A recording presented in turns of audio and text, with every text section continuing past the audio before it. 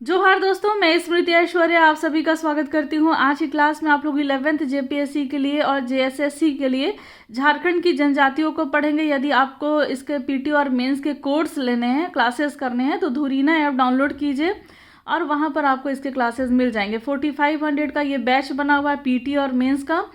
और अगर आप इसका नोट्स लेना चाहते हैं तो इस नंबर पर संपर्क करें 9905917516।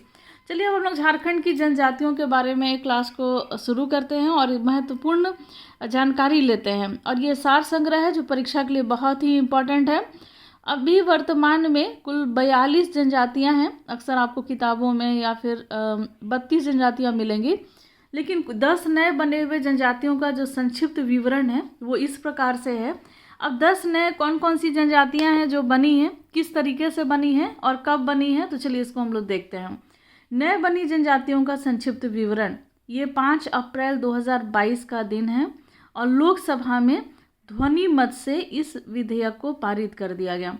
तो संसद ने एक विधेयक को मंजूरी दी 5 अप्रैल 2022 को, जिसमें झारखंड के भोक्ता समुदाय को, देखिए ये खेरवार की एक शाखा थी भोक्ता, और ये इस समुदाय को अनुसूचित जातियों यानी कि एससी इसकी सूची से हटा करके अनुसूचित जनजातियों की सूची में डाला गया।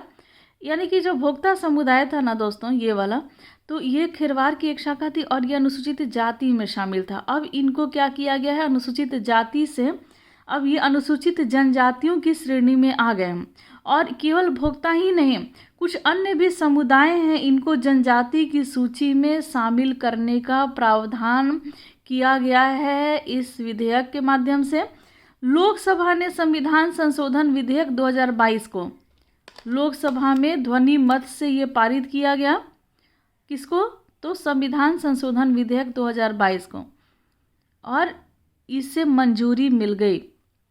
अब देखिए इस विधेयक के माध्यम से क्या क्या मतलब झारखंड राज्य के संबंध में अनुसूचित जातियों की सूची में भोक्ता समुदाय को लोप करने के लिए, यानी कि पहले तो अनुसूचित जाति की सूची में थे तो उसमें से इसको लोप करना होगा। तो यहाँ दिया हुआ है कि इस विधेयक के माध्यम से झारखंड राज्य के संबंध में अनुसूचित जातियों की सूची में भोक्ता समुदायों को लोप करने के लिए संविधान अनुसूचित जातियां आदेश 1950 तथा झारखंड राज्य के संबंध में अनुसूचित जनजातियों की सूची में, मतलब अब तो अनुसूचित जनजाति की सूची में अब डालना है इनको, तो झारखंड राज्य के संबंध में अनुसूचित जनजातियों की सूची में कुछ समुदायों को सम्मिलित करने के लिए संविधान जो है वो अनुसूचित जनजातियां आदेश 1950 का संशोधन करने का प्रस्ताव किया गया है। तो ये और इसी प्रस्ताव को मंजूरी मिल गई है। विधेयक के उद्देश्य का क्या कारण है यहाँ पर दिया हुआ है, इसके बारे में डिटेल। तो जो ये विधेयक है इनके उद्देश्य एवं कारण, तो ये संशोधन हो गया। इसके तहत संविधान अनुसूचित जातियां आदेश 1950 की अनुसूची के भाग 22 में झारखंड में प्रविष्ट 16 के स्थान पर, अगर आपको इसका डिटेल चाहिए और भी ज़्यादा तो आप मुझे मेरे व्हाट्सएप पर संपर्क कीजिए जिसका नंबर है 9905917516। और आप जेपीएससी की तैयारी कर रहे हैं दोस्तों, तो आप नई जनजातियों के बारे में आपको जानना बहुत ज़्यादा ज़रूरी है और ये सभी आपको याद भी करना होगा। और कैसे इनको शामिल किया गया, देखिए भाग 22 में मेंशन किया हुआ है। ये ऐसा नहीं कि संविधान के भाग 22 की बात हो रही है, यहाँ बात हो रही है संविधान के तहत संविधान अनुसूचित जनजातियां आदेश 1950 की अनुसूची के भाग 22 में।